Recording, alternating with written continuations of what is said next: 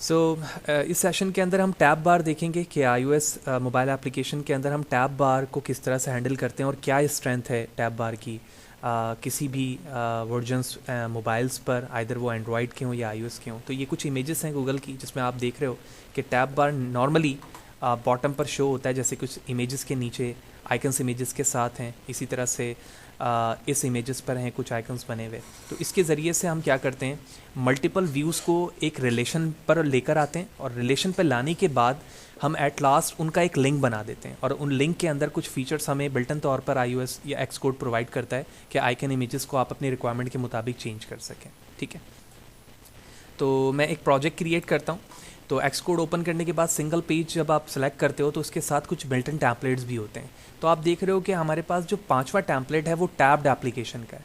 अगर मैं इसे लूँगा तो ये आपका जो कंट्रोलर ऐड होगा वो टैब बार के साथ होगा, लेकिन at last of this session हम इन चीज़ों को भी यूज़ कर लेंगे क्योंकि इस टैब्ड एप्लीकेशन पे जो चीज़ बनकर आएगी वो बनी बनाई हमारे ऑब्जेक्ट में भी मौजूद है, जिसको हम टैब बार कंट्रोल व्यू कहते हैं। तो वो चीज़ जब आप ऐड करोगे तो वही एप्लीकेशन बन जाएगी जो टैब एप्लीकेशन में यहाँ ऑप्शन मौजूद है। लेकिन हम पहले देखते हैं कि मैं स्क्रैच से अपने प्रोजेक्ट में टैब बार को इनेबल कैसे कर सकता हूँ। लिहाजा मैंने सिंगल व्यू लिया और अपने प्रोजेक्ट का नाम रख दिया मैंने टैब्ड बार प्रोजेक्ट। ठीक है, और उसको जिस लोकेशन पर आपने सेव करना है वो डिज़ायर्ड लोकेशन आप दोगे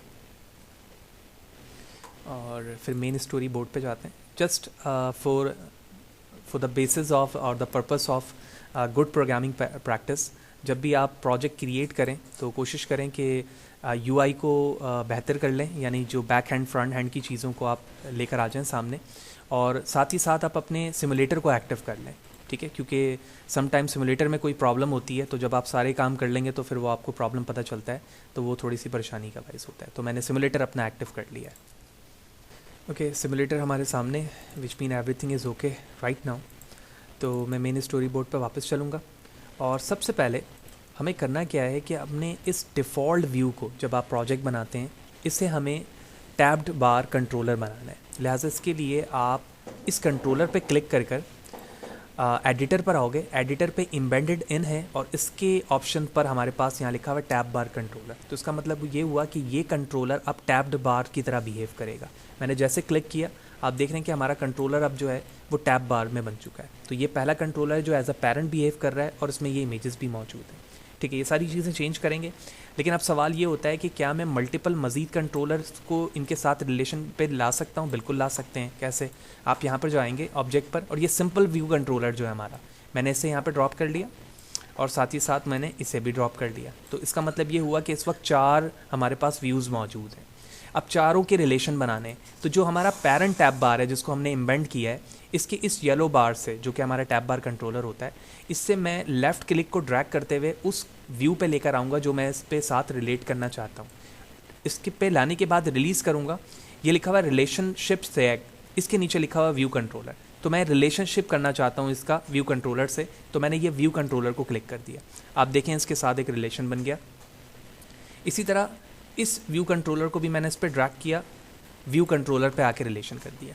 तो ये ईजीएस्ट एक तरीका था कि आपने अपने एक सिंपल कंट्रोलर को टैब बार में कन्वर्ट कर दिया है। अब इमेजेस चेंज करते हैं। इमेजेस चेंज करने के लिए लेफ़्ट साइड पर आप देख रहे हो कि जितनी चीज़ें मैंने यहाँ पर व्यू के साथ ऐड करवाई हैं उनके नाम लिखे आ रहे हैं, उसमें जो आइटम मौजूद हैं वो। तो पहले आइटम पे स्टैटिक लिखा हुआ है। जब आप इस आइटम पे क्लिक करोगे तो ये पहले की बात हो रही है। आप देखो कि ये सेलेक्टेड भी हुआ हुआ है इस वक्त, ये वाला एरिया। अब यहाँ पर लिखा हुआ है सिस्टम आइटम, वो है कस्टम। अब यहाँ पे लिखा हुआ more, favourites, features, top rated, recent and so on. यानी इसका मतलब है कि इनमें से जो भी आप इमेज आइकन लेना चाहते हो विथ वर्ड वो आप यूज़ कर सकते हो, जो नॉर्मली टैब बार में होते हैं। तो मैंने पहले वाले को मोर से कन्वर्ट कर दिया, तो इस तरह से डॉटेड आ गए। ठीक है, फिर नीचे दूसरा है हमारे पास आइटम, मैंने इस पर क्लिक किया। इस पर आने के बाद यहाँ से मैंने ले लिया रीसेंट का एक ऑप्शन। फिर उसके बाद नीचे आते हैं एक और आइटम है, इस पर मैंने क्लिक किया और इस पर क्लिक करने के बाद यहाँ से हमने ले लिया डाउनलोड। तो ये कुछ आइकन्स बने हुआ है। अब ये तमाम आइकन्स जब यहाँ पर फिल हो चुके हैं तो आप एक चीज़ देखोगे कि जब मैं इस एरिया को जूम करता हूँ, ठीक है ना, इस एरिया को, तो इस पे देखो यहाँ पर सारे इमेज बने हुए आ रहे हैं इस जगह पर। अब मैं कुछ बैकग्राउंड कलर चेंज कर देता हूँ ताकि क्लिक करते वक्त मुझे पता चले कि कौन सी चीज़ कॉल हो रही है। हर कंट्रोलर पे क्लिक करेंगे और उसके बाद इसके सेंटर पे क्लिक कर दिया, विच मीन व्यू पे, और इसको मैं एक बैकग्राउंड कलर दे देता हूँ। इसी तरह मैंने सेकंड वाले को क्लिक किया, इसे भी एक बैकग्राउंड कलर दिया, और इसी तरह मैंने इसे भी एक बैकग्राउंड कलर दे देते हैं।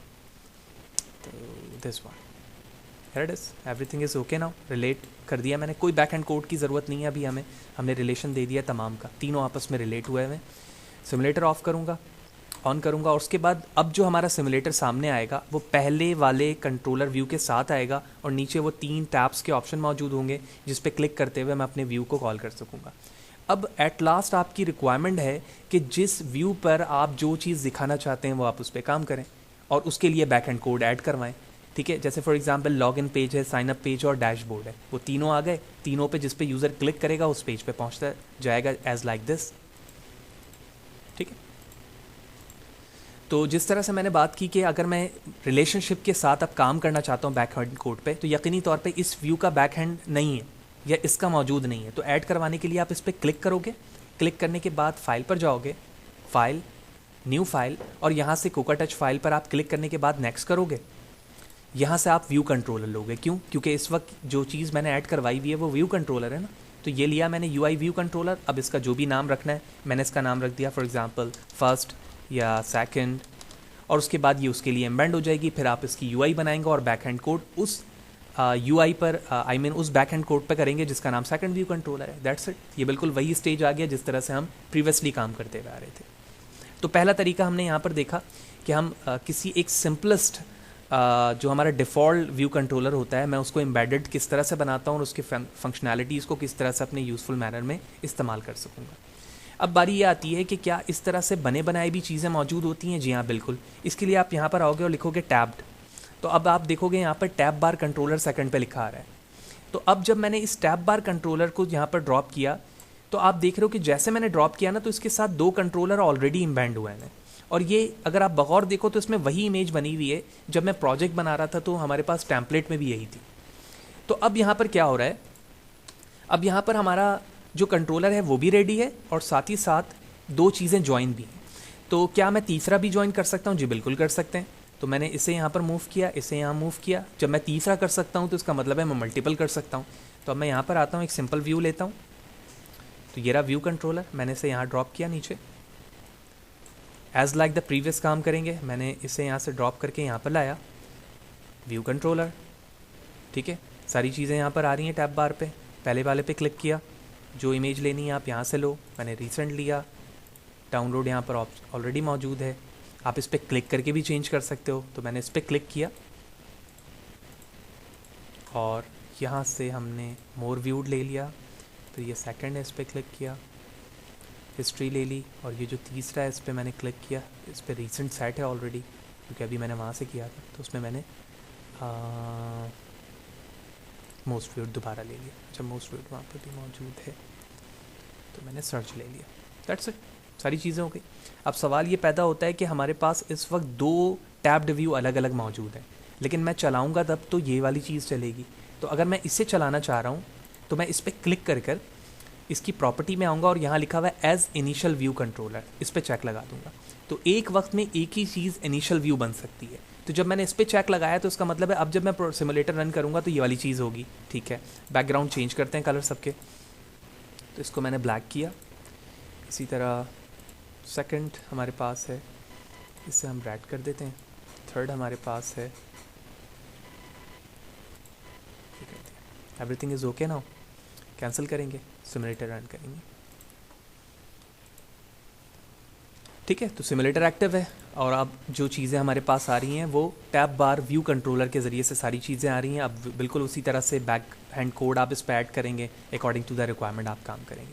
बिल्कुल इसी तरह से जब आप एक सिंपलेस्ट, ये तीसरा तरीका है, जब एक कंट्रोलर ऐड करते हो और जब आप टैब बार पर आते हो, ठीक है, यानी टैब्ड लिखते हो, तो आपको तीसरे ऑप्शन पे यहाँ पर टैब बार और टैब बार आइटम मिलते हैं।